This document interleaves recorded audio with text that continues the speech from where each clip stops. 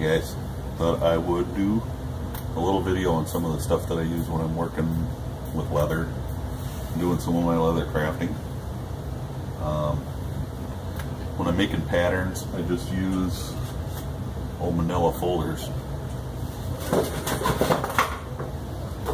Something like this, old, would have been used and abused, and it works really good for making patterns. I keep a square handy. This is not the best square to have. Just a plain flat square would probably be better, but I have this one around, so I use it.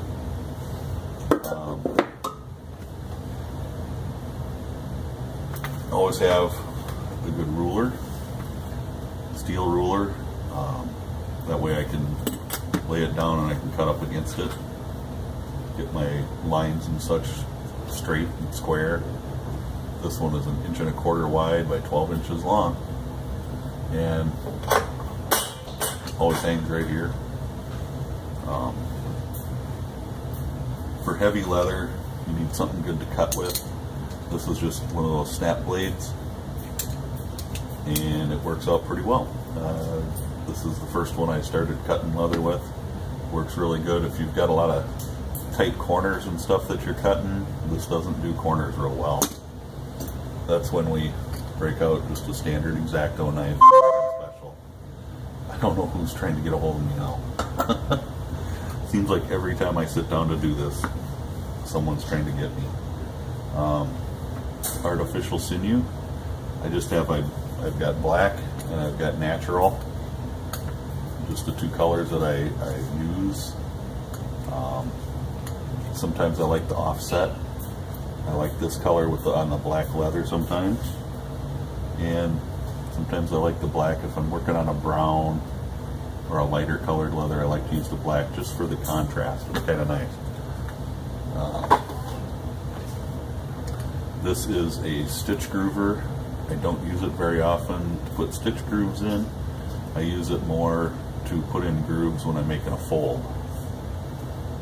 So there are other groovers. You can find groovers similar to this that do the same thing. This is not. This is an edge beveler. So I have that.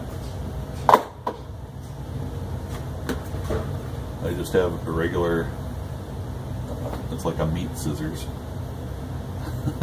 that I adopted and use it for leather. On thinner leather, the lighter stuff, this works really well. You can get a good cut, good clean cut, and it's always going to be at a 90-degree angle. So I really like using these to cut some leather. My hole punch, had this for many years. It cuts one size hole. That's all I need. It fits my snaps. So that's where that comes in. This is an edge beveler that I purchased from Amazon, and the price was right. I did have to do a little polishing to sharpen it, and I just run it on a strop every once in a while to keep it sharp. But you know, it's for, I don't even have a piece of leather laying on my bench here, but it's just for beveling the edges to make the appearance a little nicer, I guess. You can do it with a dremel too, which I've done a lot of edges and stuff with my dremel, just because it works out. You put a sanding disc on it, or a sanding drum on it, that works pretty good. But simple edge beveler, does a small bevel for lighter leather. This is another old screwdriver that I made into an edge beveler, which works out pretty well. I'm going to do a video on making one of these because I have another old screwdriver that I'm going to do it with to make a smaller one. But this does a nice job on thick leather, real heavy leather. Makes a nice bevel on it. Again, I use my Dremel a lot of times, but this works pretty well too. This is an overstitch wheel, and I don't necessarily use it to go over my stitches. It's supposed to go over your stitches and make the stitches lay flatter.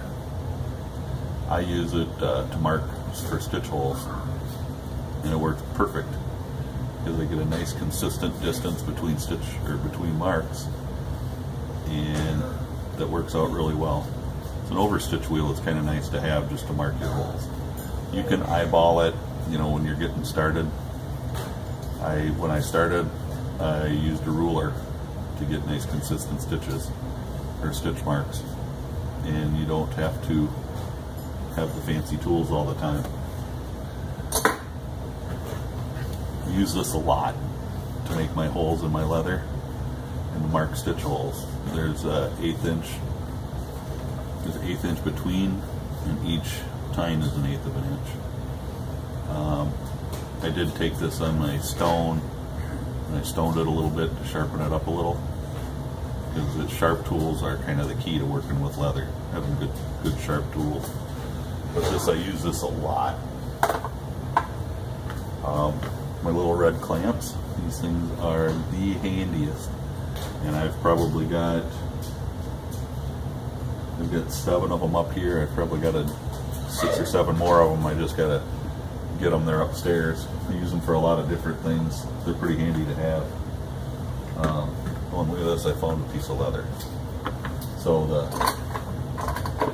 beveler, you just kind of can go this way, and I don't know if you'll see the curl coming off of there or not, but it just kind of bevels the edge a little bit, so it's not such a hard edge. The one that I made does a much bigger chunk and bevels a little deeper, so a little difference between the two. For an adhesive, I'm just using contact cement. There's leather adhesives that you can use too, but you don't necessarily need them. When I started, I didn't have all of this. I made, if I can find it, I'll show you.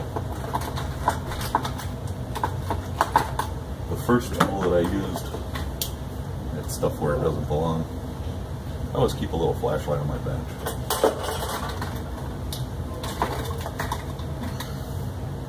I took a 10-penny nail and I just kind of flattened it out and ground it and cut it to an 1/8 of an inch, so it's just a single version of the four prong. So if I'm going around a corner or something, I can't get the 4 prong in there, I just use this, and it works out really well. For dies, all I'm using at this point is the Tandy EcoFlows, and it works out really well. It's kind of a dye and sealer all in one. I'll also use a super sheen from time to time, depending on what I'm doing.